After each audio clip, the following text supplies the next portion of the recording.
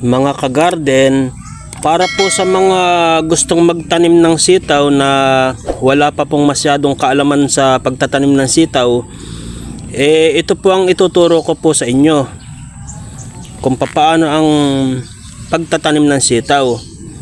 Dito po kasi sa amin lugar, may mga nagtatanong din sa akin, bakit daw po pag sila ang nagtatanim ng sitaw, hindi daw po nila napapaganda. Bakit daw po natutuyo, nangunguluntoy, sa madaling salita, hindi po nila napapaganda. Yun ang kanilang sinasabi, hindi sila makabuhay ng sitaw. Ang sitaw po ay madali lang naman itanim. Pero ang una pong sekreto, yung pong maayos na lupa. Yung pong mataba na lupa, yung pong hindi acidic na lupa. Itatanong po, paano ba malalaman yung acidic na lupa? Kapag ka po nagtanim ka sa isang lupa, sili, kamatis, talong, okra, pare-pareho na hindi gumaganda ang tanim, acidic po yun. Isa na po sa dahilan yung pagiging acidic po ng lupa. O sabi nila maasim. Sa kapilosopohan, tinikman mo ba kung bakit maasim? Yun po ang sintomas. Hindi ka po makabuhay kahit na ano po ang itanim mo. Kahit na gulay na madaling mabuhay, hindi po gumaganda.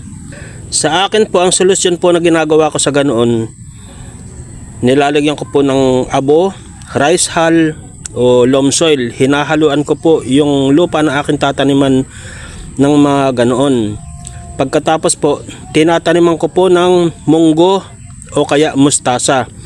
Kasi po ang munggo at mustasa, nagpapanumbalik po yan ng pH level ng lupa. Isa po ang dahilan, kailangan po maganda ang lupa. Bago po kasi ako magtanim ng halaman, binubungkal ko po, nilalagyan ko po ng loam soil, bulok na ipa, organic fertilizer. Pagkatapos hinahayaan ko lang po muna siya 1 linggo o 2 linggo. Pagkatapos tataniman ko na. Isa rin po sa mga ipapayo ko, pag magtatanim po kayo ng sitaw, dala-dalawa po. Hindi po bagay sa sitaw ang isa-isa ang tanim. Sa akin pong experience, pinakamaganda po ang dala-dalawa. Minsan nga po 3 pa kung magtanim ako. At ito po, kaya ko po inilalagay sa cup. Mas maganda po kasi pagka nasa cup para sa akin. Although dito lang po naman ito sa garden, siyempre po sa malalaking farm, hindi na po kailangan yung cup na yan, masyadong magastos at matrabaho. Ito po garden lang, at ang lupa naman dito hindi naman katulad ng inaararo. Yan po, binungkal ko po yan, binungkal ko po yung paligid na yan, nilagyan ko ng carbonized rice hull ang ilalim, loam soil, bulok na ipa, bago itinabon ko po yung lupa, at saka ko po siya inilagay, mga butas-butas po yan. Pagkatapos po, ang isa pa pong dahilan kung bakit hindi mo po mapapaganda ang sitaw, huwag ka pong magpapauna sa insekto, aphids, leaf miner, at saka yung pungkoto na itim. Pag po yun ay unang dumapo sa sitaw at hindi mo po naagapan, hindi mo na po mapapaganda yan. Kumbaga sa bansot na. Bansot na po ang sitaw. Kaya ako po sa unang 2 linggo, ini-spray ko po ng pesticide. O kung wala akong pesticide, gumagawa po ako ng organic na pang-spray. Ini-sprayan ko po ng OHN, yung ano po ng luya. Yung po napapanood natin na organic na pang-spray sa mga garden po, pwede na po. Yung aking dinikdik na luya, sili, bawang, suka, yun po pinang-i-spray ko, asukal, OHN po ang tawag doon. Yun po ang pinang-i-spray ko sa umpisa. Talaga pong binubulat-lat ko po yung kanilang dahon sa umpisa para lang po sila lumaki muna. Ayan, pagka po yung malalaki na habang hindi pa po namumunga, ini-spray ko po ng pesticide. Brodan po ang pinang-i-spray ko po sa sitaw. Tignan nyo po, wala po siyang leaf miner. At ang sitaw po, pagka po nag-umpisa ng 35 days, namumulaklak na po yan. Sa edad na 35 days, mamumulaklak na po ang sitaw. 48 days na po ito. 15 po ng September nung itinanim ko ito mula sa seeds sa kanyang cup. Ngayon po ados lang ng November. Kaya 48 days na po ito ngayon. Ngayong araw. Tignan nyo po ang resulta, napakaganda po. Basta po sa pagtatanim po ng sitaw, yun po ang ating tatandaan, maganda po ang lupa.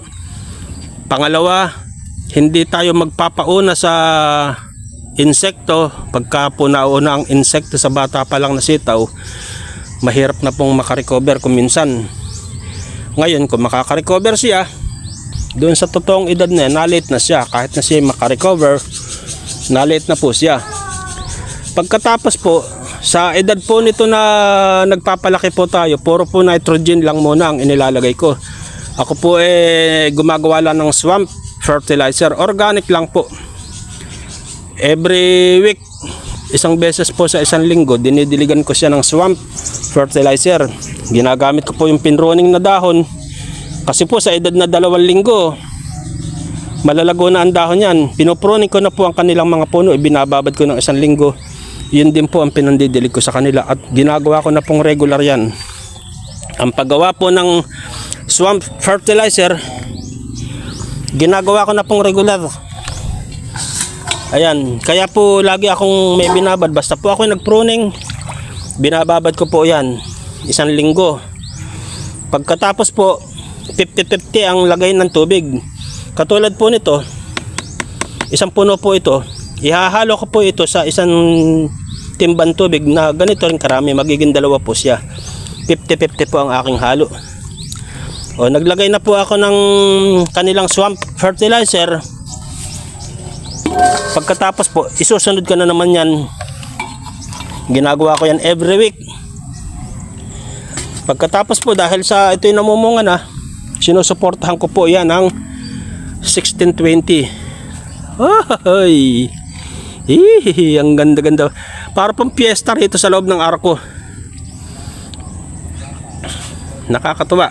Ang aking hirap sandali lang, 48 days lang, eto na. Ang pagtatanim po ng sitaw yung bubusisi, pero kailangan po talagang bubusisiin. Para po hindi tayo malugi, para po tayo makinabang. Ayan po.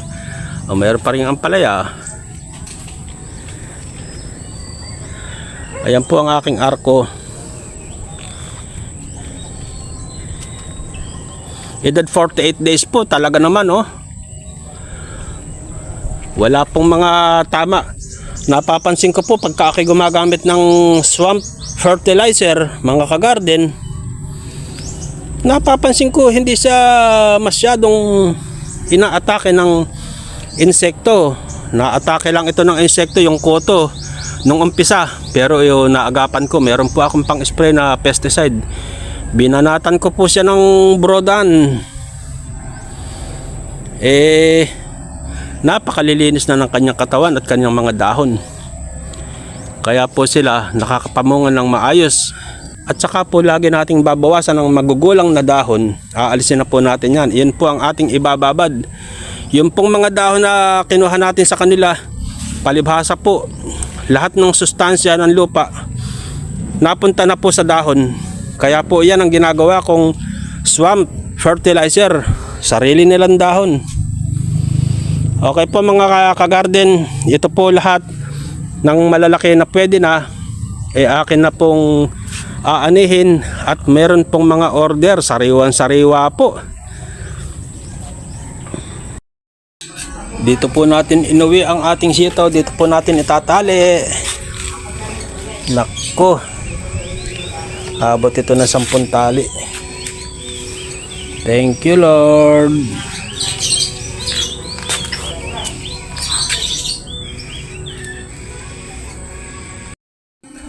Oh ha, 11 tali ang hahaba. 11 tali, ang lalaki ang hahaba, 21.